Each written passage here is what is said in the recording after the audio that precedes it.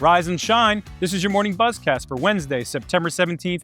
I'm Austin Karp, out in Los Angeles at our SBJ AXS Drive event. I'm joined by my colleagues this morning, Chris Smith, Joe Lemire, and Bret McCormick. And before we get to a review of day one of the event, Bret, you have some breaking news this morning. Yeah, Legends is acquiring Nations Group. So anybody in the venue development world will, recognize this as pretty big news. There are so many projects going on right now, and the owners rep world, it's really kind of dominated by CAA Icon, and Legends has been in there. And this is going to really help Legends compete against CAA Icon. Nations Group has a real foothold in the college space. Right now, for example, they're working on the Penn State Beaver Stadium renovation. They just finished the Florida State renovation, and they actually worked with Legends on the University of Kansas football stadium renovation. So it's going to give Legends more depth in their bench, more juice to build this business.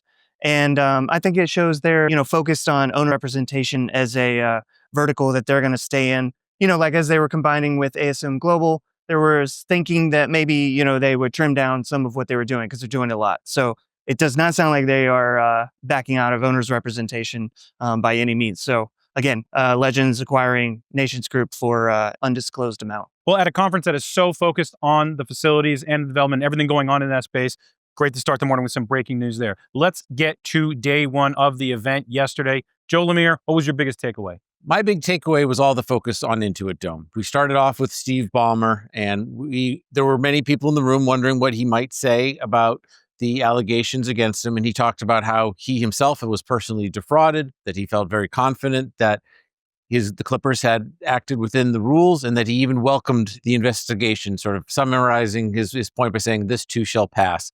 But then he started talking about his enthusiasm for the building, and we know that he has a lot of that. He talked about the building bones as hardware, but the real operation of it as being software. And he talked about this coming season as being the 2.0 version.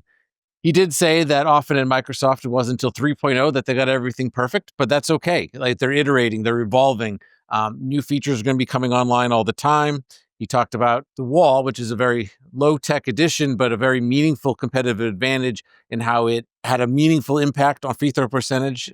I thought it might have just been something that he said on stage. I looked it up afterwards, and sure enough, shooting into the wall, free throw percentage was, depending on the way you looked at it, 3 to 5% lower than anywhere else. Everything is dedicated to that vision of seeing how fans can impact the game. And Chris Smith, that we'll hear from in a moment, did a nice interview with Gillian Zucker, the president of business operations at the Clippers, talking about how ready fans were for a revolution. They weren't sure how many people would opt into some of the advanced technology at the building.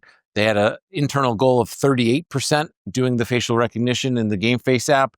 It ended up being 60, 70, even 80% for some events. She talked about how energy is contagious and how they want to further gamify the fan experience based on behaviors, not purchases, rewarding fans for being loud and doing things that might help the Clippers.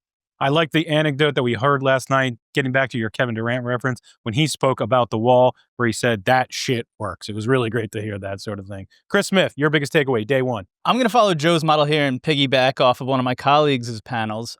Bret had this wonderful panel on mixed-use developments. It was wonderful.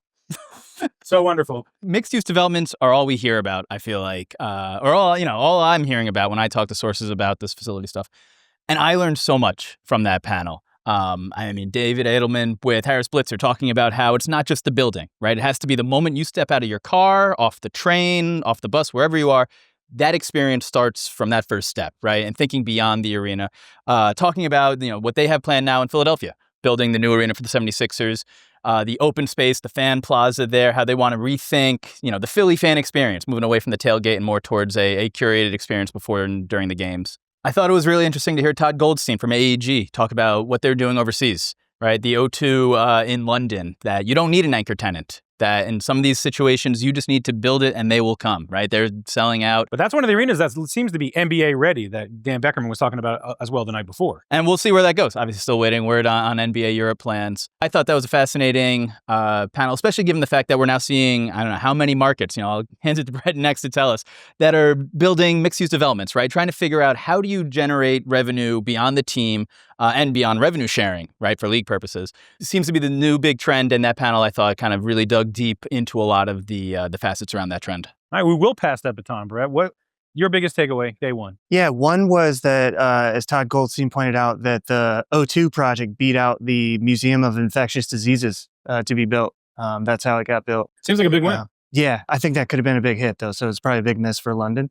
But also, Todd pointed out, which I had not heard about this, that the Ritz, which AEG owns at LA Live, they had converted, I can't remember the dollar amount, but it was a pretty significant number of rooms in the hotel they had converted into residences. So I still feel, from my limited experience with mixed-use development and these districts, I still feel like residential could play a big role in the daily activity. LA Live had not had that for a long time, so it'd be interesting to see like if that shifts with people living in the hotel. I can imagine the person living in a hotel, it could be a high net worth type individual. I don't know, but that stuck out to me. And then the last thing that stuck out to me was Luke Tingle from Daktronics, who I got to know a little bit when I was writing about the Halo board. Just mentioning that in 2020 he was on the big pitch with to Steve Ballmer and the Clippers about the Halo board, and that Ballmer's internet sucked, and I just thought that was really funny. All right, another packed day of panels and speakers here on day two. Chris Smith, what are you looking forward to? I've got two on stage later today. One is with Kevin Demoff and Dan August, Cronky Sports Entertainment and the Rams. Very excited to hear what they have to say. SoFi has been such a big presence in the city since it's opened a few years ago. They're going to be sharing with us some of their learnings. And then I'm very much looking forward to, I have a panel with the chief revenue officers of the Aces in Vegas, Angel City here in LA, and then the Golden State Warriors and Valkyries. That's going to obviously be a lot of talk about women's sports. A lot of the new revenue being generated there, within their markets, beyond their markets, looking at things like ticketing, looking at merchandise, how they're working with their communities, and beyond. Obviously, talking with the Warriors, it's much more than just women's sports in Golden State. But very much looking forward to seeing what comes of those. I'm also looking forward to that Cronky Sports panel. Obviously, so much coming up there. Super Bowl. This coming summer, you have the World Cup games, not to mention a bunch of Rams and Chargers games every weekend. Joe Lemire, day two. Yeah, we were going to hear from 3 of the 5 National League West presidents of business operations. We've got Stan Kasten with the Dodgers, Larry Baer with the Giants, Derek Hall with the Diamondbacks, just a lot of real experienced voices. Also, baseball has its own unique considerations with just the inventory of games. And it's always interesting to hear how they're approaching the sport. And then I'm hosting a panel with Jim Caruso of Elevate and Matthew Jafarian of Miami Heat and 601 Analytics.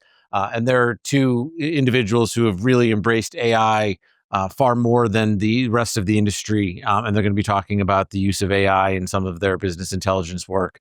Could be a real playbook for those in attendance of how to adopt it themselves. Bret McCormick, day two. Yeah, I've got a panel at 1:30 about, it's called Sportainment, using analytics to curate the ultimate mixed-use district. So we've talked a lot about analytics in sports business, but not as much mixed use, because mixed use itself is sort of a newer topic in this more like sophisticated version.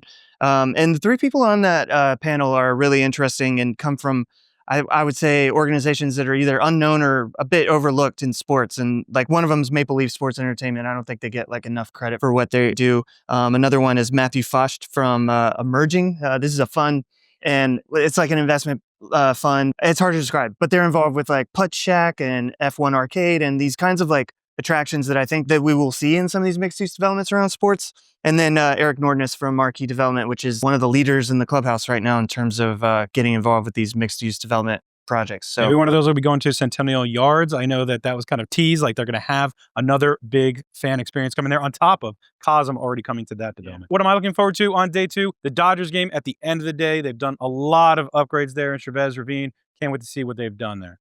So that is your morning Buzzcast for Wednesday, September 17th. I'm Austin Karp. For my colleagues Chris Smith, Joe Lemire, and Bret McCormick, make good choices out there. We will talk to you all again soon.